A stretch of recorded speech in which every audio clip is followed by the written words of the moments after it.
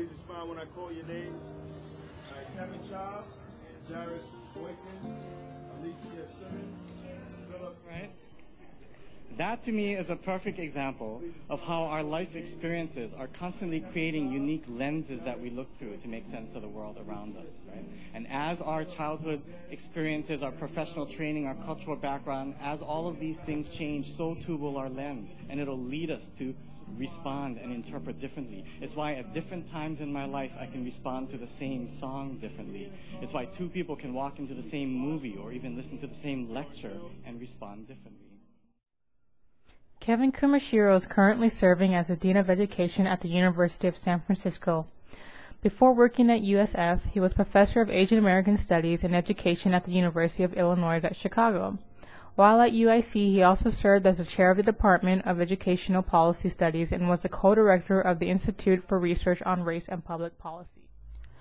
Dr. Kumashiro is an award-winning author and editor who won the 2003 Gustavus Myers Outstanding Book Awards for his book, Troubling Education. He is also author of Against Common Sense, Teaching and Learning Towards Social Justice, and Bad Teacher, How Blaming Teachers Distort the Bigger Picture.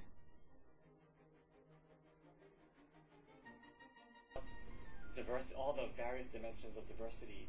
We know that race is not only one of many dimensions of diversity.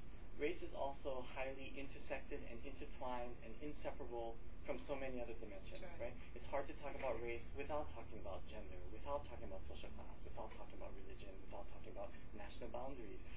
And so this is one of the reasons why I think multicultural education is being pushed and being challenged, is to force us to think about multiple dimensions of diversity and the ways that they intersect.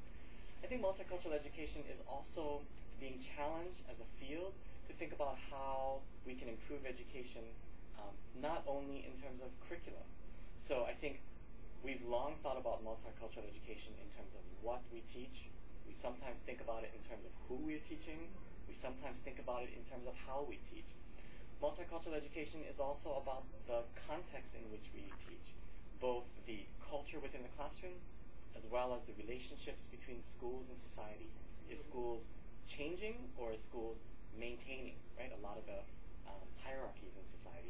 So multicultural education is not just about the identities and the groups.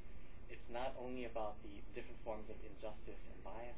It's also about the different aspects of the very aspects of education, the very ways that we teach, the very context in which we're teaching. I think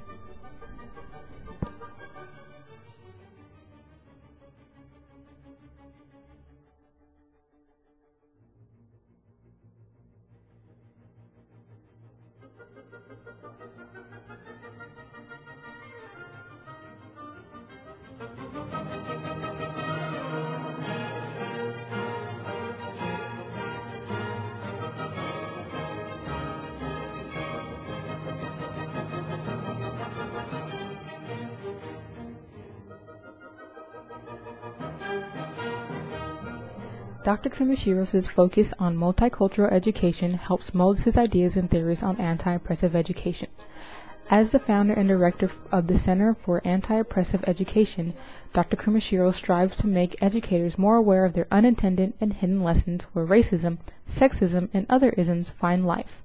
Dr. Kumashiro believes the role of the teacher is to empower their students through an anti-oppressive learning environment.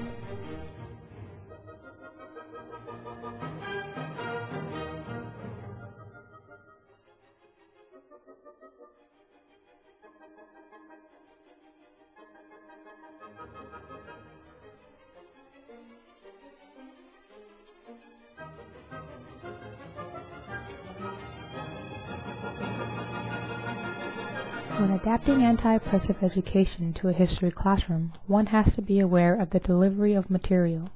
The ugliness of U.S. history can stir emotions of anger, resentment, and oppression as the racial issues of the 19th century can still be seen today. An open discussion addressing students' concern and questions in the safe environment one provides in the classroom may help ease the anxiety of students. Pretending to understand racial struggles may cause one to oversimplify a situation, opening the door to make atrocities seem less tragic or unimportant. With the racial and gender issues of history, one must make a conscious effort to not single out a person based on gender or race, and not allowing students to put their peers into position to answer for their entire race or gender.